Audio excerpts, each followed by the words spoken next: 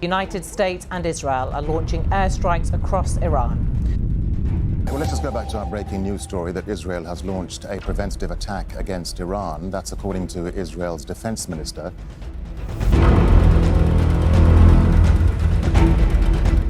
Explosions rocked multiple cities across Iran, including its capital, Tehran.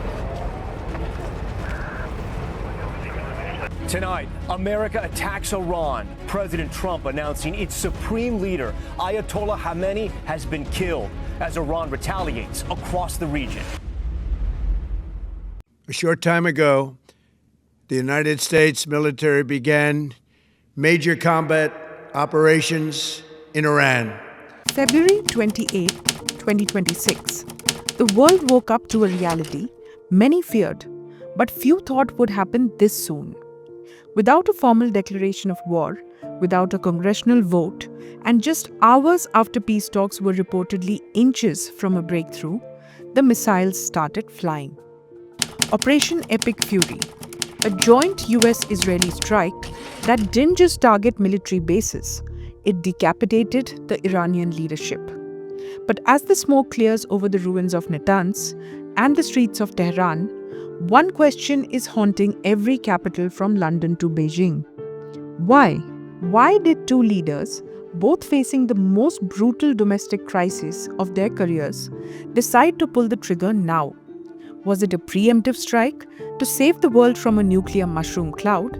Or was it the ultimate wag the dog scenario? A war started not to defeat an enemy abroad, but to survive an election at home. Iran was suddenly attacked, and at first glance, it seemed like it came out of nowhere.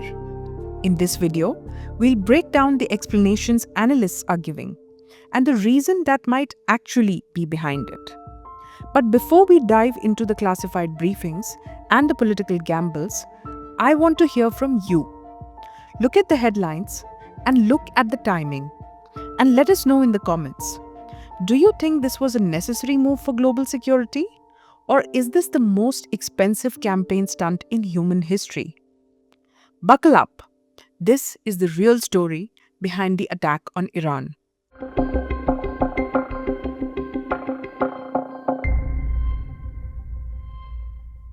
The official reason? They were going to hit us. In the immediate aftermath, President Trump was clear. But I see where they're going, where they're always saying, no, there was no reason. Well, I'll give you the best reason of all. Within a week, they were going to attack us 100%. They were ready. They had all these missiles, far more than anyone thought, and they were going to attack us. He painted a picture of Iranian missiles fueled and aimed at US bases. But then, the narrative started to wobble. Within days, Trump began doing something he rarely does, pinning the blame on his staff. He told reporters, Steve and Jared and Pete and others were telling me, Marco, so involved, that I thought that they were going to attack us. I thought they would, if we didn't do this at the time we did it, I think they had in mind to attack us. And he name-dropped Defense Secretary Pete Hegseth and Marco Rubio. Suddenly, it wasn't, I saw the evidence. It was, they told me, so I acted. This is the intelligence trap. Critics argue this sounds eerily like 2003 Iraq, where intelligence was molded to fit a predetermined war. If the threat was so imminent, why hasn't a single shred of satellite proof or intercepted communications been declassified to prove it?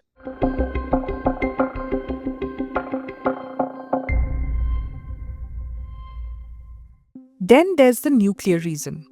This is the one Netanyahu has been shouting from the rooftops for 20 years. By early 2026, Iran was no longer just a threshold state. They were sitting on 440 kilograms of 60% enriched uranium. we cherish, even after we obliterated their key nuclear sites in Operation Midnight Hammer. They never negotiated in good faith. They still continued to say, we want to build nuclear, we want enrichment at levels that were unacceptable. In plain English, they were weeks, maybe days, from having enough material for 10 nuclear warheads. Because they would have had a nuclear weapon within a matter of weeks. But that took place. That was a setback. But look at the number of missiles they were able to buy and make over the last 6 months.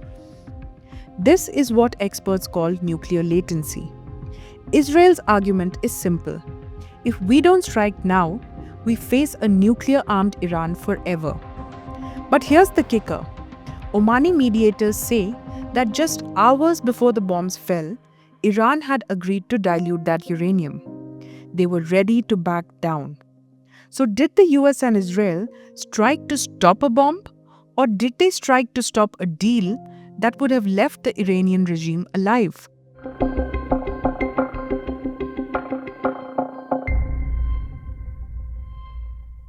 But there are other layers to this. Number one, the assassination plot. Don't forget, Trump hasn't forgotten that Iran allegedly tried to assassinate him during his campaign. For Trump, this war is personal. It's a debt being settled with high-velocity munitions. He sees this not just as a military objective, but as a final act of retribution against a regime that marked him for death. Number two, the Great Reset.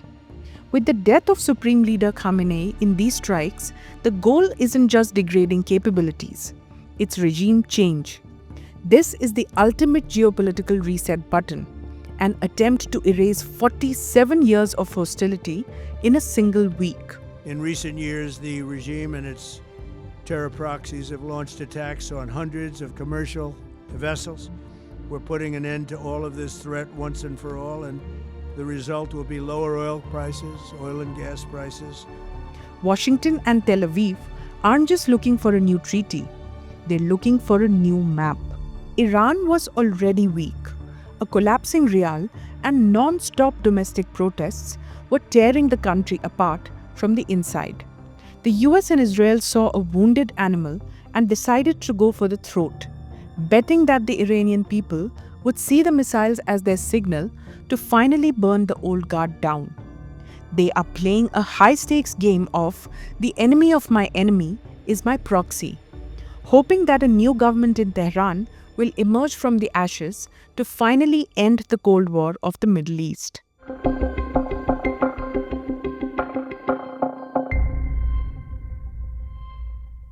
Now we get to the reason most geopolitical analysts are whispering behind closed doors. Follow the calendar, not the missiles. In the US, the 2026 midterm elections are months away. Trump's approval ratings are at historic lows. Even 45% of Republicans were questioning his direction. And there's a darker cloud. If the Democrats take back the House and Senate in the midterms, impeachment isn't just a possibility, it's a certainty. For Trump, a victorious war is the ultimate distraction. It's Operation Epic Fury versus the impeachment inquiry. It's the same for Netanyahu. He's 76, his coalition is crumbling, and his legal troubles are mounting. But in Israel, a security prime minister can't be removed during an existential war. Is it a coincidence then that both leaders, facing political death, chose the exact same moment to start a fire in the Middle East? History calls this diversionary war. You create a crisis abroad to force unity at home. Don't change horses in midstream, they'll say. But what if the horse is the one who jumped into the river?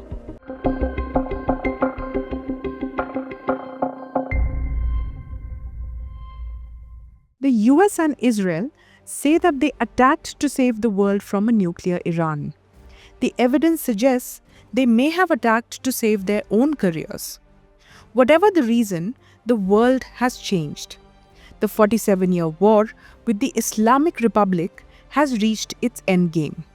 But as history has shown in Iraq and Libya, killing a leader is easy. Managing the chaos that follows, that's where the real war begins. If you found this breakdown insightful, please do us a huge favor. Like this video to help the algorithm. Share it with someone who needs to see the full picture. And subscribe for more fact-driven breakdowns of the stories shaping our world. Thank you.